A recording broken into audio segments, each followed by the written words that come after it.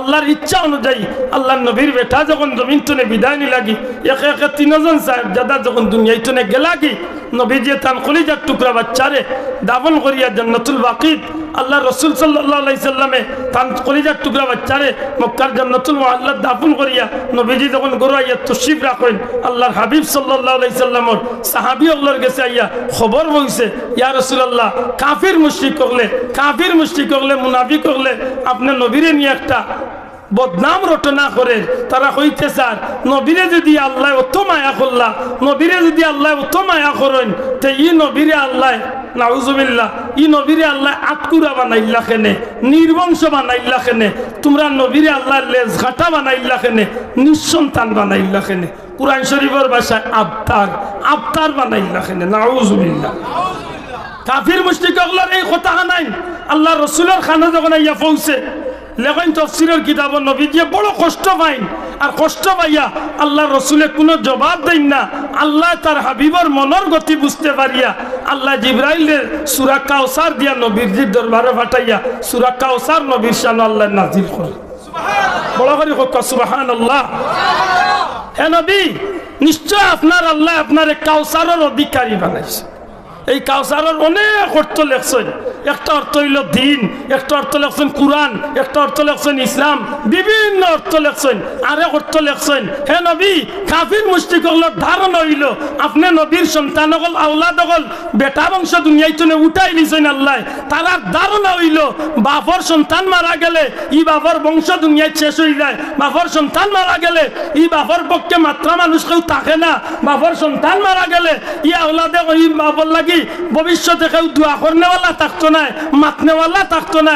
নবী গো কাফির হলোর ধারণা হইল আপনি নবীর সন্তান ছেলে সন্তান হল মারা গেছেন, আপনি নবীর পক্ষে কেউ মাত্রাই জমিনে থাকতো না, আপনি নবীর শানের উপরে কেউ বেয়াদবি করলে প্রতিবাদ করনেওয়ালা কেউ থাকতো না।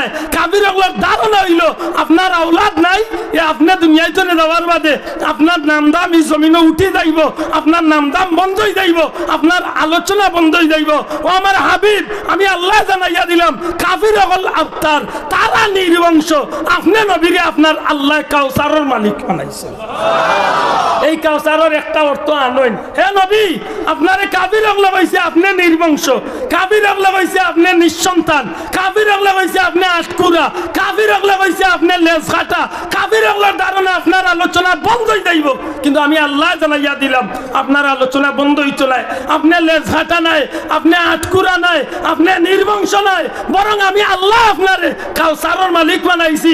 ওগো নবীজি এই জমিনের মাঝে একটা সন্তানের সামনে বাবার বিরুদ্ধে কেউ কথা কইলে সন্তান তার বাবার ইজ্জত রক্ষা করার লাগি জীবন কুরবানি দিতে রাজি হয়ে যায়। ঠিক তেমনি ভাবে আপনি নবী দুনিয়ায় চলে যাওয়ার বাদে আপনার কোটি কোটি উম্মত হল এই জমিনে থাকবো, যেটা উম্মত হলে আপনি নবীর শান রক্ষার লাগি জীবন কুরবানি দিলেন।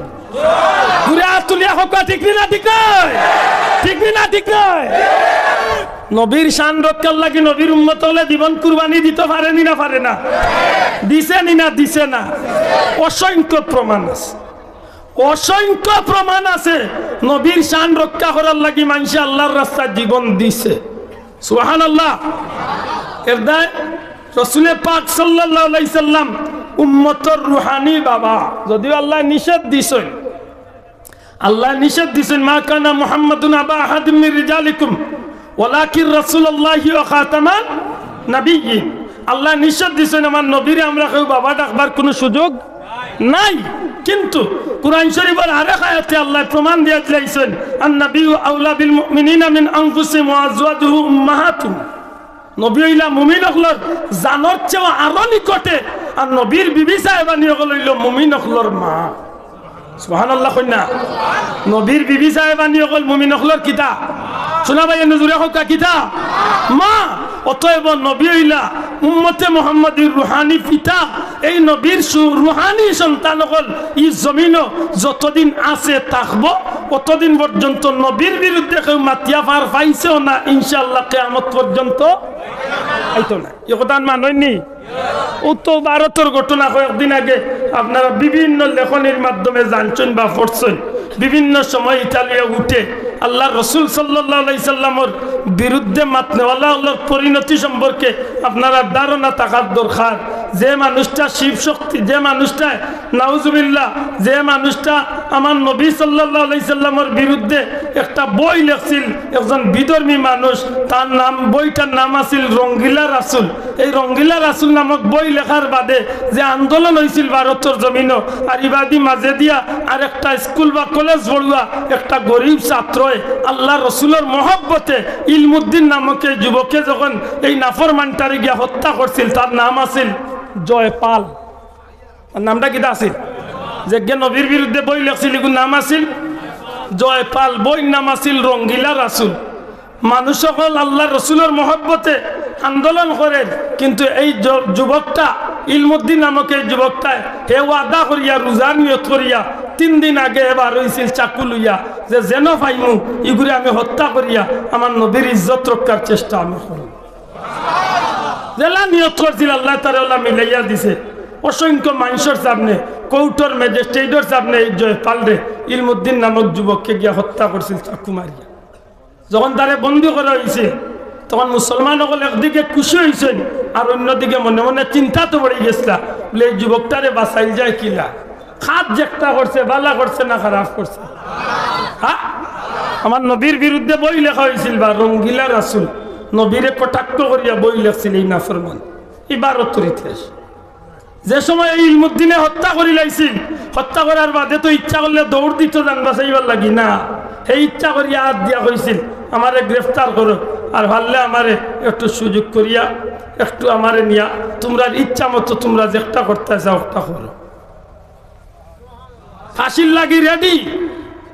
ম্যাজিস্ট্রেট এখন অবাক হয়ে গেছিল, পুলিশ প্রশাসন অবাক হয়ে গেছিল যে এই কি জাত মানুষ যে যুবকটাই হত্যা করার বাদে আবার ফাঁসির লাগেও নিজের মন্ত্রণে রেডি। যে সামেসা মানুষ তো না। মুসলমান হলে বহুত চিন্তিত হয়ে গেলা, যুবকটার মতো একটা মুজাহিদের খুব দরকার, বাঁচিয়া থাকারও দরকার। এমন যুবককে কিলা বাঁচাই যায়, যেহেতু চক্ষুর সামনে ম্যাজিস্ট্রেটের পুলিশ প্রশাসনের কৌটোর ভিতরে মানুষের সামনে হত্যা করছে, ইনো তো সাক্ষীরও দরকার নাই, গুতার এমনিও ফাঁসি। রাত্রিবেলা গিয়া ম্যাজিস্ট্রেট জল উকিল অকল গিয়া মুসলমান অকল গিয়া মুসলমান জ্ঞানী গুণী অকল গিয়া তার লগে দেখা করছেন জেল। তার লগে দেখা করার বাদে কইলে ভাই ইলমুদ্দিন তোমার কোনো বক্তব্য? বলে জি না, কোনো বক্তব্য নাই।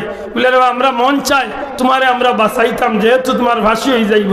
বেটাই উঠিয়া কয় আমার তো ফাঁসি হইতো আমি চাই, কারণ আমি যে নিয়ত করছিলাম আমার নিয়ত আল্লাহ পুরা করে দিয়েছে। ওই সময় মুসলমান হলে উঠিয়া কই না রে বা তুমি আমরা একটা ওয়াদা দিলাও, তোমারে আমরা চেষ্টা করবো জীবন দিয়া রক্ষা করার। বলে কিতা ওয়াদা দিতাম?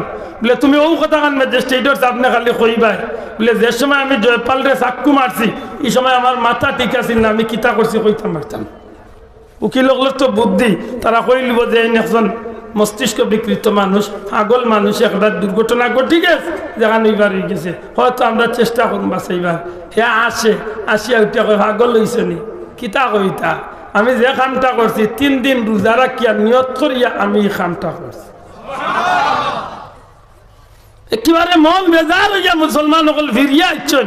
বাদর দিন সকালে কৌট উঠব 10টার দিকে, আরবার সকালবেলা গিয়া মুসলমান সকল উকিল সকল গিয়া হাজিরিয়া কয় না ইলমুদ্দিন শেষমেশ দেখা করা চাইছি, তোমার তো নিশ্চয় আজকে ফাঁসি কার্যকর হয়ে যাব, একটা সুযোগ দিবাইনি, তোমার মতো একজন প্রেমিক নবী প্রেমিককে বাঁচাইবার একটু চেষ্টা করি। বেটা উঠিয়া কয় কিতা কো? বলে কইয়ার অন্তত তুমি একটা বারর লাগি খালি ও কথা আন কইলি ভাই যে আমি কিতা করছি আমি কইতাম পারতাম না, আমার মাথা ঠিক আছিল না। ইলমুদ্দিনে ডাক দিয়া কই মুসলমান তোমরা কিতা বুঝাইতে চাও? তোমরা আমার খবর লইছ? জানো গত রাত্রে আমি এই জেলখানার ভিতরে রাত্রি যাপন করছি, চেষ্টা করছি ইবাদত বন্দেগী করার, হঠাৎ করে আমার গুম লাগছে। যেমনে গুম লাগছে আমি সাইয়া দেখি মদিনার নূরে মুস্তফা আমার নবীজি আমার সামনে হাজির হয়েছে। আল্লাহর হাবিবে ডাক দিয়া কইন ইলমুদ্দিন আমি নবীর শান রক্ষার লাগি, আমি নবীর মান রক্ষার লাগি যে ত্যাগ করছো রে ইলমুদ্দিন, এর বদলা তোমার কি দিতে পারি? আমি ডাক দিয়া কইলাম ইয়া রাসূলুল্লাহ আমি বড় একটা কাম করার মতো ইচ্ছা আছিল। নবী গো যে সময় এই মানুষটা আপনার বিরুদ্ধে রঙ্গিলা রাসূল বই লিখছে আমি ওই সময় রোজার নিয়ত করিয়া 3 দিন হয়ে গেছে গো নবী আমি কিচ্ছু খাইছি না। আল্লাহর হাবিবে ডাক দিয়া কই নিলমুদ্দিন চিন্তা করিও না, তোমার ফাঁসি হয়ে যাইব, আমি নবী তোমার লাগি জান্নাতি ইফতার লইয়া অপেক্ষা করিয়া। নবীর শান রক্ষা করলে বদলা দুনিয়ায় তো আল্লাহ দিবা হাসরের ময়দান। ঠিক না ঠিক না? আজকে খেনেই মাত্রা নাই আনলাম, দুঃখজনক হইল সত্য। আজখানে 1 কোটি টাকার মতো প্রায় 80-90 লক্ষ, প্রায় 1 কোটি টাকার 1 কোটি টাকার মতো টাকা খরচ করিয়া কেন আজকে আমরা সিলেট আন্তর্জাতিক শানের রিসালত ডাক দেওয়া বুঝল। এর পিছনে একটা কারণ আছে না? আজ আমরা লাগান টেংরা ফুটি মূল্যায়নতে ওয়াজের মঞ্চে উঠি আমার নবীর শান লইয়া টানাটানি করে। মুল্লা ওয়াজও উঠিয়া কর, নবীর মুখে দুর্গন্ধ ছিল, নবীর মুখের দুর্গন্ধ সরানোর জন্য যতবার জিব্রাইল এসেছেন বলেছেন মিসওয়াক করে দুর্গন্ধ সরা। জুরা কইতা না রে মুসলমান, নাউজুবিল্লাহ। ও মুল্লারে দেখাইয়া দিতাম আমরা, আল্লাহ যদি তৌফিক দেয় আগামী শুক্র শনি 2 দিন গিয়া দেখাইয়া আইতাম। লে মুল্লা তোর লাগান 100 কোটি মুল্লা একবাদি রাখ। আর কিত্তানি সাহর মতো বুখারী শরীফের হাফিজ, বুখারী শরীফের হাফিজ, ও যে কিত্তানি সাহেব মিশরের পৃথিবী বিখ্যাত একজন ইসলামী স্কলার, একজন বুজুর্গ, ও আল্লাহর মতো নবীর বংশের একজন মানুষ। এই না ইয়া নবীর শানো কিতা কইবা, এটা নুনার দরকার আছে নি না নাই? তুলিয়া দরকার আছে নি না নাই? আমার নবীর শান আমরা বাড়াইছি না আল্লাহ বাড়াইছো? আমুল্লাহ নগর নবীর মুখের দুর্গন্ধ আছে, ওগুলো লোক ধরতাইনি। মুল্লাই উঠিয়া কর নবী আর বার সাফাত করিয়া কারে ব্যস্ত নিবা, তাই নিজেও ব্যস্ত যাইবা না দুজকে যাইবা, তাই চিন্তা থাক।